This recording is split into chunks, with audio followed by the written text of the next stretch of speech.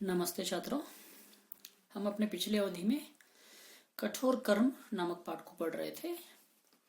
उसके अंतर्गत हमने देखा था कि उनके घर में जो मेहमान आया था वह रात के समय उठकर उनके जो बगीचे में जो पेड़ था उस सहजन के पेड़ को वह काट कर नीचे गिरा दिया और बिना बताए चुपचाप वहां से चला गया था।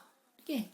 अगले दिन सवेरे उठकर उनके जो बड़ा भाई था वह देखता है कि उस कोई क्या किए है, वहां पे उस पेड़ को काट दिए है। तब उनके घर में एक मातम सा मच गया कि कोई घर में जो बड़े बुजुर्ग आदमी मरने पर जिस तरह का हालात उत्पन्न होता है उस तरह उनके परिवार में भी वैसा ही हालात उत्पन्न हो गए थे।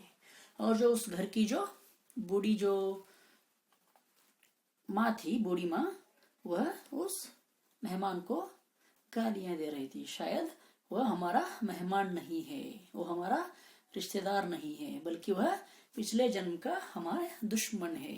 इस तरह वह गालियां दे रही थी। तब क्या हुआ, उनके परिवार को जो चलाने के लिए सिर्फ वो एकमात्र चारा बचा था, वह पेड़, वह भी कट गया। इसलिए उनका बड़ा भाई क्या करता है, अब कुछ ना कुछ काम तो करना ही पड़ेगा।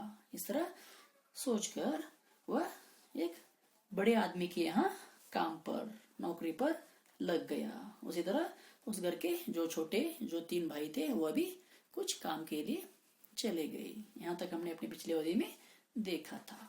ठीक है। आगे देखिए, 1 साल हो गया, चारों की हालत अच्छी हो गई।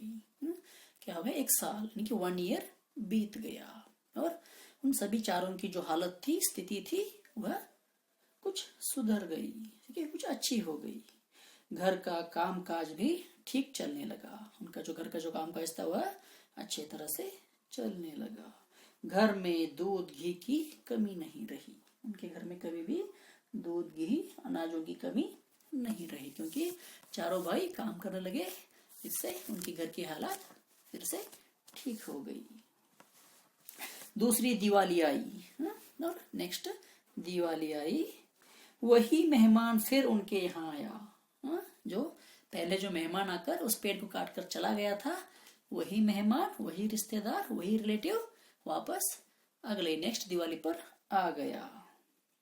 उसने कबूल किया कि आंगन का वह पेड़ उसी ने कुल्हाड़ी से काट गिराया था। उसने कबूल किया, यानी कि वह एक्सेप्ट कर लिया कि वो जो उनके घर में जो पेड़ था, सहजन का पेड़, उसको इसी ने काटा था। इस तरह से अपने जो किए हुए काम को उसने कबूल लिया, अपनाया कि मैंने ही उस पेड़ को कुल्हाड़ी से काटकर गिराया था।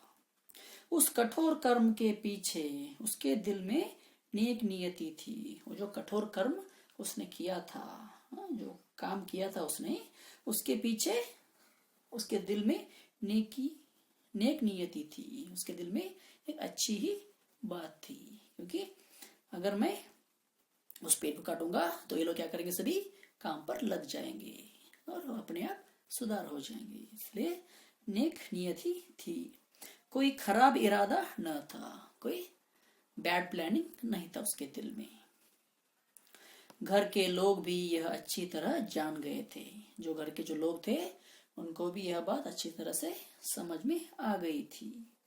उन चारों भाइयों ने बड़े प्रेम से अपने मेहमान की खातिरदारी की। जो चारों भाई थे उन्होंने क्या किया, वो जो मेहमान आया था उस मेहमान की अच्छी तरह से खातिरदारी की, यानी कि उसके साथ अच्छी तरह से बर्ताव किया और आदर सत्कार किया उसको। और उसे विदा करते समय कहा और उसको वापस भेजते समय कहा। क्या कहा, उस दिन आपने हमारा सहजन का पेड़ नहीं काटा, मानो हमारी काहिली और बदकिस्मती को काट कर फेंक दिया था। वो क्या बोलते हैं, उस दिन आपने हमारे उस सहजन के पेड़ को नहीं काटा है, बल्कि क्या किया है, आप हमारे उस सहजन के पेड़ को नहीं काटा है,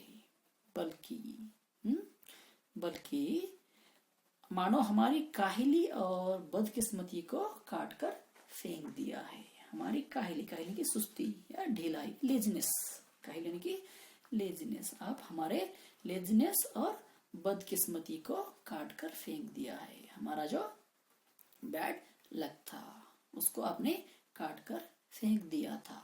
अगर आप हम पर तरस खाकर 10-5 मन अनाज हमारे घर भेज देते तो, अगर हमारे ऊपर तरस खाकर, हमारे ऊपर दया करके, अगर आप हमारे घर को 10 या 5 मन अनाज हमारे घर भेज देते तो, हमारे घर को आप थोड़ा सा अनाज भेज देते तो हम और भी नीचे गिर जाते, हम लोग और भी नीचे गिर जाते, यानी कि पूरे बुजदिल बन जाते, हम पूरा का पूरा कायर बन जाते, बुजदिल बन जाते। इस तरह आपने नहीं किया, यही अच्छी बात है। आप उस पेड़ को काट कर चले गए, तभी तो हम कुछ ना कुछ काम करने के लिए चले गए और अपने हालात को अच्छा बनाया। इस तरह सभी चारों लोग अपने उस घर आए मेहमान को बताते हुए उसको विदा कर रहे हैं। आपने हमारे बगीचे का पेड़ गिराकर हमारी गिरी हुई किस्मत को ही ऊंचा उठा दिया है। आप जो हमारे जो बगीचे में जो पेड़ था उसको गिराकर क्या किया है, आप हमारी गिरी हुई किस्मत को, हमारा जो बैड लक था उसको आपने क्या किया है, ऊंचा करा है, ऊंचा उठा दिया है, उसको ऊपर उठाया है। दुनिया में भाई बंधु हो तो ऐसे हो, दुनिया में कोई भी भाई या बंधु हो, कोई रिलेटिव हो, तो कैसा हो, आप जैसा हो। इस तरह वो घर के सभी चारों भाई क्या करते हैं, उस मेहमान को भेजते समय इस तरह बताकर उस मेहमान को भेज देते हैं। ठीक है, इसको काका कालेल करने, इस पाठ को काका कालेल करने लिखा हुआ है। ठीक है, ये क्या हो गया इस पाठ का सारांश। इस पाठ के जरिए जो उसने जो कठोर कर्म किया था, जो उसने जो काम किया था उससे इन चारों भाइयों के लिए अच्छा ही हुआ, न बल्कि बुरा। इसी तरह किसी के लिए अच्छा होता है तो हम इस तरह के काम करना चाहिए। इस तरह हमें इस पाठ से सीख मिलती है।